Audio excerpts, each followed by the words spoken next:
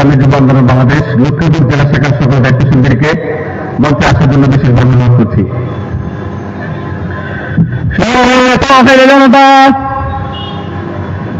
ইসলাম দেশ মানবতার অতন্ত্র প্রহরে ইসলামী যুব আন্দোলন বাংলাদেশ লক্ষ্মীপুর জেলা শাখা কর্তৃক আয়োজিত আজকে 25 বার্ষিকী সমাবেশের পর্যায়ে বক্তব্য নিয়ে আসছেন ইসলামী যুব আন্দোলন বাংলাদেশ রামগঞ্জ শাখার সংগ্রামী সহসভাপতি মোহাম্মদ হোসেন।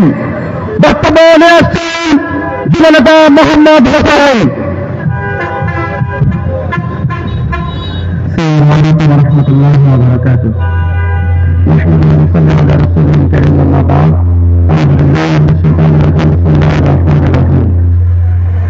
ইসলামী যুব আন্দোলন বাংলাদেশ লক্ষ্মীপুর জেলা শাখা কর্তৃক আয়োজিত আজকের এই প্রতিষ্ঠা বার্ষিকী সমাবেশে উপস্থিত রয়েছেন লক্ষ্মীপুর জেলা শাখার সংগ্রামী সভাপতি যুবনেতা মাওলানা মুখলিসুর রহমান উপস্থিত রয়েছেন। অনুষ্ঠানের বিশেষ অতিথিবৃন্দ এবং সামনে উপবিষ্ট লক্ষ্মীপুর জেলার প্রত্যন্ত অঞ্চল থেকে আগত সেই সহযোদ্ধা বন্ধুগণ, সকলকে ইসলামী যুব আন্দোলন রামগঞ্জ উপজেলা শাখার পক্ষ থেকে আন্তরিক শুভেচ্ছা ও মোবারকবাদ জানাই।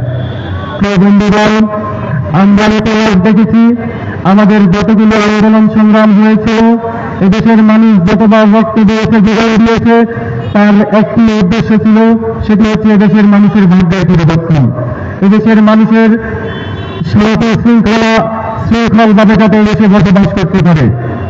আমরা দেখেছি গত বছর 2018 এদেশের মানুষ যখন একটি দলের শোষণের ফলে এদেশের মানুষ যখন নিজেদের অধিকার বঞ্চিত হয়েছিল, তখন এদেশের মানুষ আর বসে থাকে নাই, একটি দলের জন্য অভ্যুত্থান হয়েছিল। কিন্তু আমরা কি দেখেছি, তার অল্প কয়েকদিনের ব্যবধানেই আরেকটি দল এদেশের মানুষের অধিকার কেন্দ্রিত উপরে পড়ে লেগেছে এবং ইদানিংকালে আমরা দেখছি তারা আমাদের হৃদয় স্পন্দন, আমাদের কলিজার টুকরা, আমাদের শহীদদেরকেও বিভিন্নভাবে হুমকি দিচ্ছে।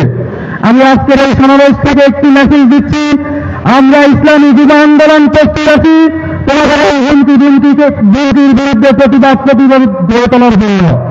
আমাদেরকে আরো সোচ্চার হতে হবে।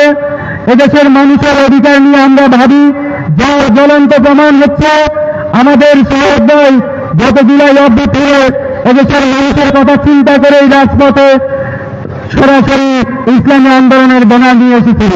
ঠিক সেই জায়গা থেকে এদেশের মানুষের মৌলিক অধিকার থেকে শুরু করে এদেশের মানুষকে শান্তি শৃঙ্খলভাবে রাখতে হলে আমাদেরকে এগিয়ে আসতে হবে।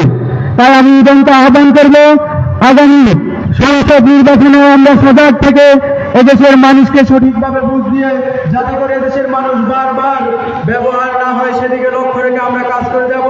ইনশাআল্লাহ আল্লাহ পাক রব্বুল আলামিন আমাদেরকে তৌফিক দান করুন।